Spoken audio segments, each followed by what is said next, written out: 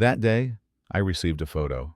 In it was Lily, my niece, just 5 years old, but her face was gone, erased by a strip of black tape, pressed tight, cheek to cheek.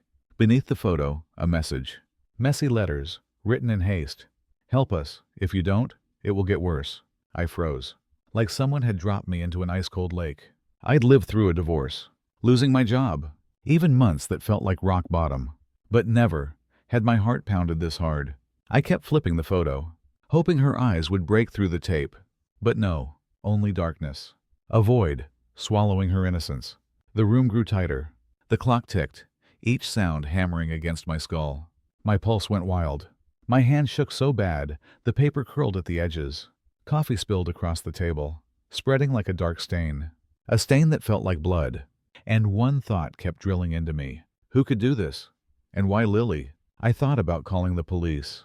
But then, I saw the warning again. If you don't, it will get worse. They knew. They knew I'd reach out for help. And they were ready to strike. I felt trapped, locked inside an iron cage I couldn't see. Every breath felt like it could be my last mistake. I gripped the edge of the table, held back the tears. Because Lily, she's the only reason my life still matters. And now, someone's using her to crush me. I didn't know if it was a sick joke or a real threat. But one thing I knew for sure. From the moment I held that photo, my life would never, ever be the same. That morning, before everything collapsed, I took Lily to the park near my house. Spring air was still cold. Dew clung to the swings. But Lily ran around like a little sparrow, her laughter echoing, golden hair tangled in the wind. "Grandpa, hold this for me." She pressed a sticky lollipop into my hand. Bright red, half melted. I frowned. "Why give it to me? It's yours." Lily shook her head. Serious, like an adult. "So, you'll have something sweet when I'm not here." I clenched the candy. My chest tightened. She was too young to understand. But those words cut deep. Even now, when I sit alone in a cold, empty room, I see her eyes, wide, bright, like a tiny lamp in the darkness of my life.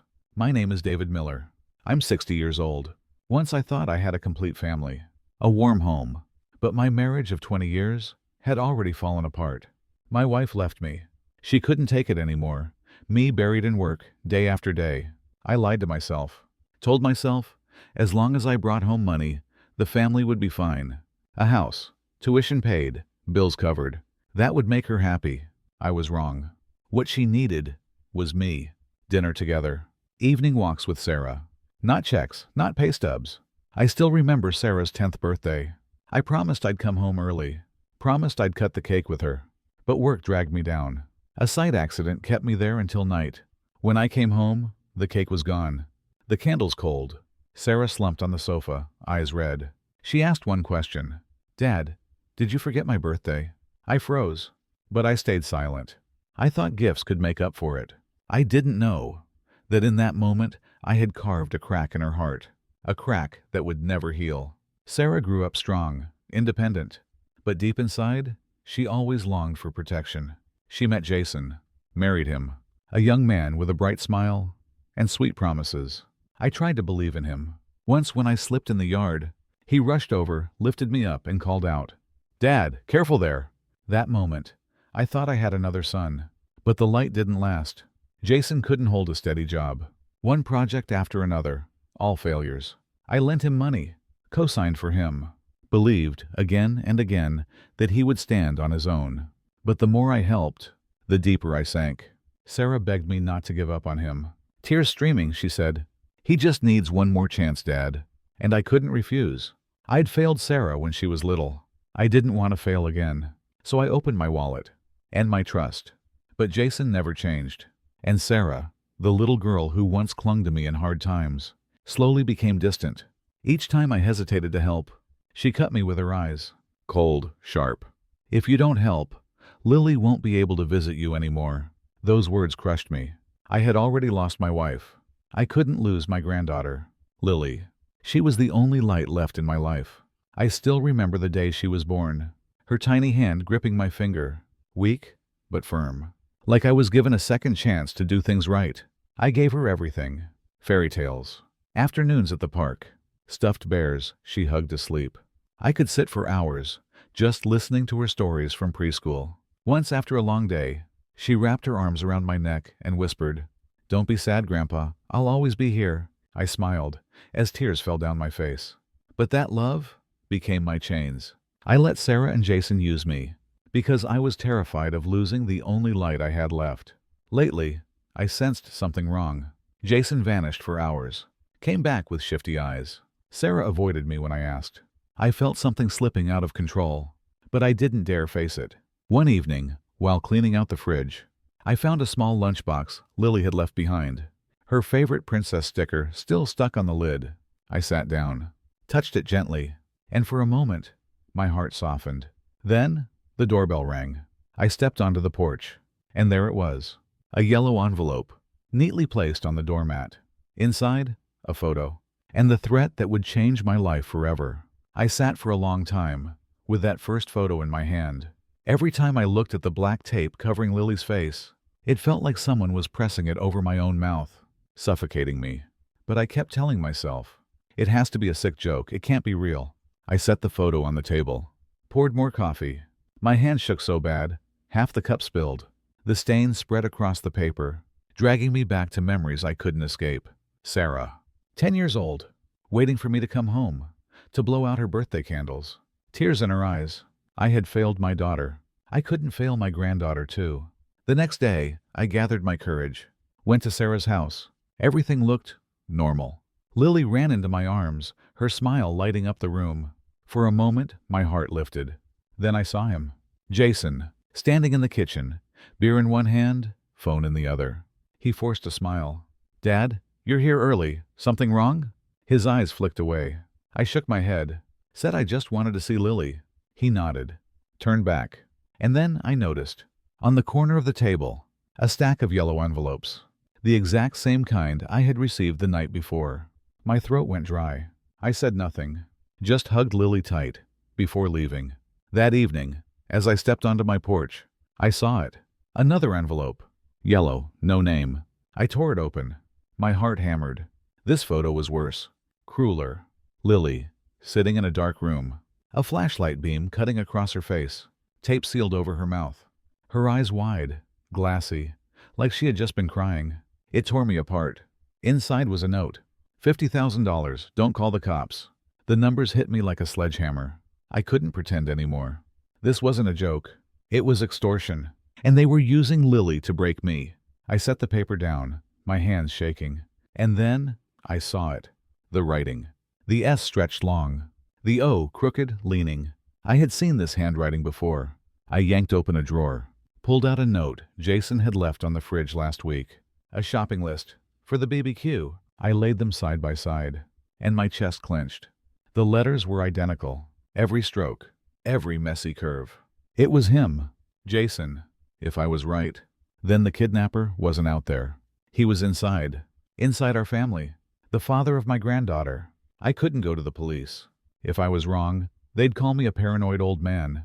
If I was right, Jason would know I had fought back, and he might do something reckless. I was trapped between two razor-thin lines. That night, I made my choice. I would follow him. I parked a few blocks away, walked quietly back toward their house. The night was cold, wind tearing through the trees, leaves rattling loud enough to hide my heartbeat. Through the fence, I saw Lily, still playing with her ball, laughing, carefree. For a second, relief washed over me. Then it vanished. Jason stepped onto the porch, scooped her up, spun her around, grinning wide. To anyone watching, he looked like a perfect father. But when he set her down, he glanced quickly at the street, searching. The smile disappeared. His face turned cold. So cold, it made my skin crawl. I held my breath, clung to the fence, my heart pounding like it would burst. A moment later, he went back inside. The door stayed cracked open, light spilling out from the living room. And then I saw it. In his hand, another yellow envelope. He was on the phone, shaking the envelope like a toy. I couldn't hear his words, but I could read his lips. "Money, soon, don't worry." My blood boiled. The proof was right there. I had to grip the fence, just to stop myself from charging in. If I did, I'd blow everything. So I turned, every step heavy as stone, my chest burning with rage and fear. When I got home, I collapsed at the table, buried my face in my hands. The photos lay in front of me, Lily's eyes staring back, begging. I no longer doubted. Jason was behind it all. But what could I do? Go to the police? They'd laugh at me without solid proof. Confront him? I couldn't risk Lily's life. I was a trapped animal, caught in an invisible cage. And I broke down, not out of weakness, but because I was powerless against the cruelty inside my own family. I wiped my tears, and then my phone buzzed. An anonymous message. Don't think we don't know who you're suspecting. Say one word, and she disappears for real. The phone slipped from my hand. My heart stopped. The room spun. Someone knew. Jason, or someone else. They knew my every move, even the thoughts in my head. I sat frozen. The dark swallowed the house whole, and I realized this game had only just begun. The anonymous message glared back at me. Don't think we don't know who you suspect. Say one word, and the girl disappears for real. I gripped the phone. It felt like someone's hand was closing around my throat. The room was drowning in darkness. The screen's glow, the only light on my face. I didn't dare breathe too loud. And in that moment, I knew.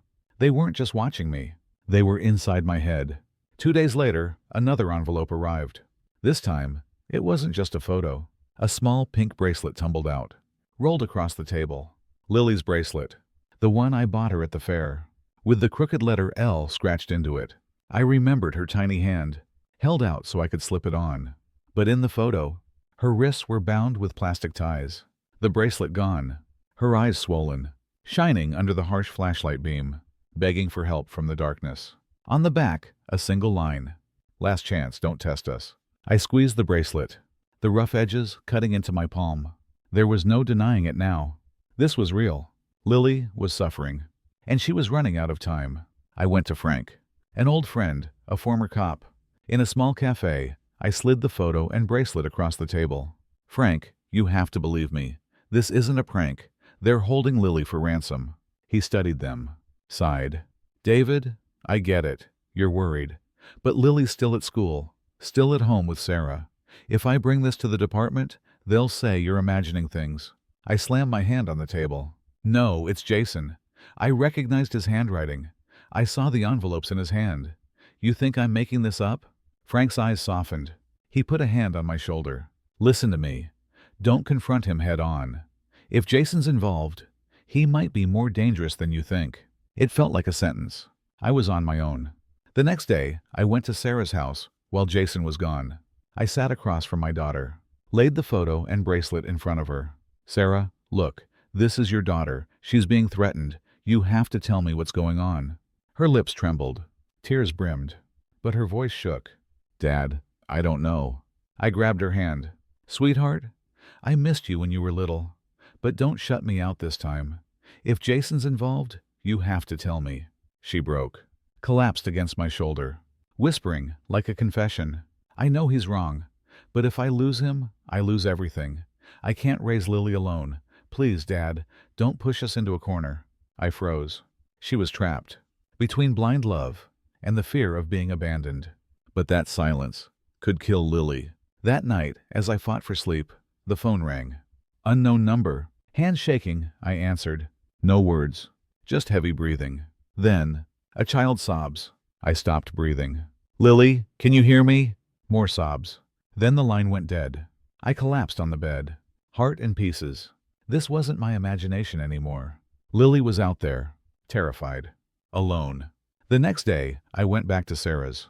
Through the window, I saw Jason, beer in one hand, phone in the other. He laughed. I told you, the old man will pay. He won't dare say a word. The knife went straight into me. The door opened. Jason stepped out, caught me standing there. He forced a smile. Dad, you're here. Lily's napping. You don't want to wake her, right? I clenched my fists, almost swung at him, but I held back. In his eyes, a glint. Not joy, triumph. That night, another envelope. Lily again, on the floor. Her hair tangled, her eyes swollen, red welts cut into her wrists. No more pretending, no more staging. She had been hurt. The note said only 3 words. Time is up, I screamed. Clutched the photo until the paper sliced my skin. Blood dripped onto the table. I collapsed, shaking. The next morning, I couldn't take it anymore. I blocked Jason outside the house. What did you do to Lily? He raised an eyebrow, smirked. Still paranoid, old man? The photos? Just a prank. Some friends messing around. You're too old. Stop believing everything you see. I roared. Held up the photo with Lily's bruised wrists. This is a prank? He glanced at it. The corner of his mouth twitched. But he stayed cold. Careful. If you stir trouble, your daughter won't forgive you. And you don't want to lose your granddaughter, do you? I froze. He had me. The one thing that could silence me. That night, I sat in the dark, piecing it all together. My phone buzzed. A new message. Tomorrow, midnight, same place, bring the money. No address. No instructions. But I knew. The same place. The abandoned warehouse. On the edge of town. Where Jason once worked. I gripped the phone. Cold sweat dripping down my back. The game was ending. And this time, if I didn't show up, I might never see Lily again. That night, I drove to the abandoned warehouse. The clock on the dashboard ticked, each second dragging like a lifetime. The sky was black. The moon, cold. Its light spilling over sheets of rusted metal. I stopped the car. 11:53. My heart thundering, ready to rip through my chest. The phone buzzed. A message lit up. Go in alone, no cops. I swallowed hard. Clutched the envelope of cash. I didn't have 50,000. Only a little more than half. But if I didn't bring it, I might never see Lily again. Each step echoed against the concrete floor as I entered the warehouse.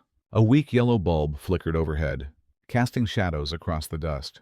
In the corner, a chair. And on it, Lily. Her wrists tied. Tape over her mouth. Her wide eyes catching the light, shaking, pleading. Lily. My voice cracked. I nearly rushed to her. But then, from the shadows, a figure stepped forward. Jason. Black jacket. Eyes like ice. Right on time, Dad, he sneered. My body froze. Every doubt, every piece of the puzzle, had just snapped into place. I pointed at Lily, trembling. You've lost your mind, Jason. That's your daughter. He circled me, calm, cold. You don't get it. I'm cornered. Debts up to my neck. They're ready to kill me. I need the money. And you? He smirked. You're my money tree. I shouted. So you turned your own daughter into a hostage? He leaned close, breath stinking of smoke. That's exactly why it works. You love her too much. You'd never call the cops. And I'll get every cent I want. Simple. Rage shook through me. I clenched my fists. But Lily's eyes, pleading, terrified, held me back.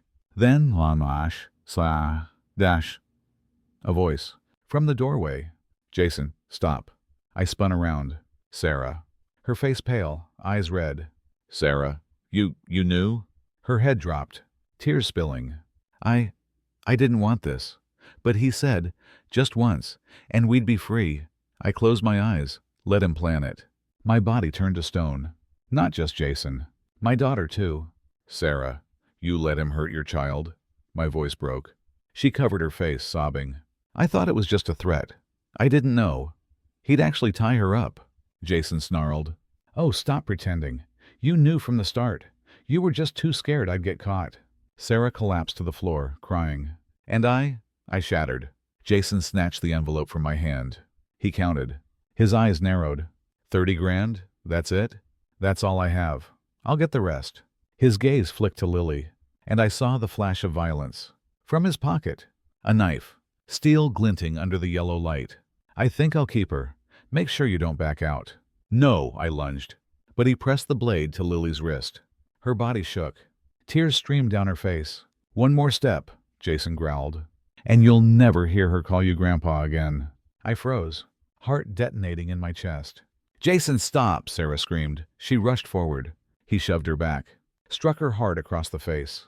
Stay out of this. You don't get a say anymore. She hit the floor, blood on her lip. She lifted her head, eyes blazing with tears. Dad, save her. I looked at my daughter, at my granddaughter, both trembling, under the hands of the man who should have protected them. And fire erupted in me, burning away the fear. Jason yanked Lily to her feet. She screamed, struggled. The tape slipped loose from her mouth. Grandpa! Her voice cracked, but it ripped through the warehouse. My heart exploded. I roared, and hurled myself forward. I slammed into Jason. We hit the ground. The knife clattered away, flashing across the concrete. He scrambled up faster, pounced on me, hands crushing my throat. "You old man? You think you can beat me?" His eyes burned red. I couldn't breathe. My vision blurred. Sarah's screams echoed. Lily's sobs pierced the dark. And I thought this was the end. Then sirens. A floodlight burst through the door. "Police! Drop it now!" Jason froze. The door slammed open. Officers rushed in, dragged him off me. I collapsed, gasping. Frank stepped forward, pulled me up. "I couldn't just walk away, David. When you came to me, I called the task force, followed you here. I knew you wouldn't stay still." I choked on my words, couldn't answer. Sarah crumpled, sobbing. Jason, handcuffed, still spitting curses. I dropped to my knees, untied the ropes, ripped the tape from Lily's mouth. She leapt into my arms, clung to my neck. "Grandpa!" she sobbed. I held her tight, tears streaming into her hair. "You're safe now, I've got you." But deep down, I knew, after tonight, my family was broken, shattered, and some cracks never heal. The moment the police dragged Jason away, hands cuffed, mouth still spewing curses, I thought I'd feel relief, but I didn't. What I felt was a cold, bottomless pit opening inside me. Sarah collapsed on the warehouse floor, shaking, face drenched in tears. Lily clung to me, her eyes wide, still trembling with fear. Sirens, radios crackling, Jason screaming as he was hauled off. It all blended into a harsh symphony of collapse. The next morning, I sat in an interrogation room. An officer fired questions, scribbling notes. I answered like a machine. Only 2 images echoed in my head. Lily's eyes when she cried, "Grandpa," and Sarah's face, crumpled under that yellow light. When I stepped into the hallway, I saw her. Sarah. Her face gaunt, eyes swollen red. She looked up at me, guilt and desperation tangled together. "Dad," her voice shook. "I'm sorry." I froze, my chest heavy. I wanted to hold my daughter, but the anger was still too raw. I shook my head, whispered, "Sarah, I missed your birthday once, and I regretted it my whole life. But you missed your own daughter's cry for help." She broke down, sobbing into her knees. I turned away, couldn't bear to watch. For now, Lily was placed with me until Child Services made their decision. The house, once silent, was suddenly alive with her footsteps, her giggles. But beneath it all, shadows lingered. Sometimes, in the middle of play, she'd grab my hand tight, whisper, "Grandpa, don't let them tie me up again." Each time, my heart tore apart. I stroked her hair, choking back tears. "No one will ever hurt you again, I promise." I took her back to the park. On the old bench, she slipped the pink bracelet back on. She smiled faintly, placed her tiny hand over mine. "Grandpa, you really came to save me." I squeezed her hand, eyes blurring. "Yes, and I'll always be here." But deep down, I knew. To keep that promise, I had to face Sarah. A week later, she came. Thin, eyes sunken, standing at my gate. "Dad, let me see Lily." I stayed silent for a long time, then opened the gate. She stepped inside, saw Lily playing in the yard. Her hand trembled as she reached out, touching her daughter's shoulder. "Sweetheart, I'm sorry." Lily froze, then pulled back, hiding against me. Sarah broke down, dropping to her knees. "Dad, I know I failed. I put Jason above Lily. I thought if I endured, I could hold the family together, but I destroyed it instead. I chose wrong." I stared at my daughter. Anger, grief, pity, all tangled inside me. "Sarah," I said slowly, each word cutting, "I can forgive you, but Lily can't wait. You have to prove you're strong enough to protect her. No more Jason, no more excuses."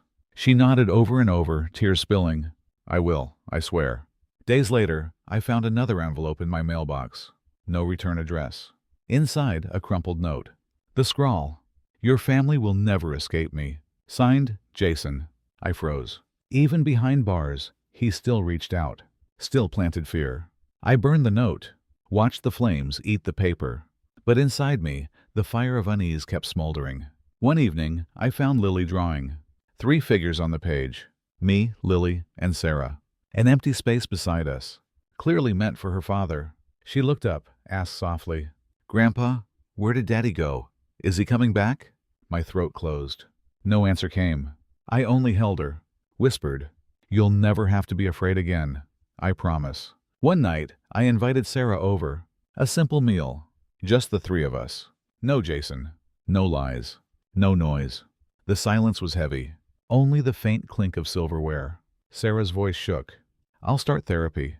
I want to begin again. I won't let Lily suffer anymore. I didn't answer. I looked at Lily. She picked up her slice of cake, offered it to her mother. Here, Mom. I'm not mad at you anymore. Sarah wept, clutching her daughter. I sat there, my own eyes blurred. Maybe this was the fragile light we needed to keep moving. That night, after Lily was asleep, I sat alone in the kitchen. The pink bracelet lay on the table. I traced the crooked letter L with my finger. I thought of Jason in his cell, Sarah trying to rise again, and Lily, innocent, fragile, barely pulled from the dark. I could keep feeding the anger. But then I remembered Lily's eyes. Her voice, Grandpa, shaking in that warehouse. And I knew. I no longer had the right to collapse. I closed my eyes, whispered, I lost a daughter, but I still have a granddaughter. And as long as she calls me Grandpa, I still have a reason to live. Moonlight spilled through the window, glinting off the pink bracelet. And in that silence, I understood. Some wounds never heal. But love, fragile as it is, can still be enough to hold a man here, in this life. Months have passed since that night. Jason sits in a cell, waiting for trial. Sarah goes to therapy, trying to climb out from the wreckage. And me, I still wake early. Take Lily's hand, walk with her to the park. She runs, her hair flying in the wind, her laughter ringing in the sunlight. But sometimes, when she sees a man smoking on the sidewalk, she freezes, her tiny hand gripping mine tight. Those invisible scars, they don't fade so easily. At night, I sit by her bed, watch her sleep. She clutches the pink bracelet against her chest, her face finally calm. And I realize I've lost so much. A marriage, trust in my daughter, the quiet of old age. But I still have one thing left to hold on to, that trembling voice in the dark, calling Grandpa. The very thing that pulled me back from the edge. Not for hatred, not for revenge, but to protect the fragile light still left in this family. One afternoon, Lily handed me a drawing.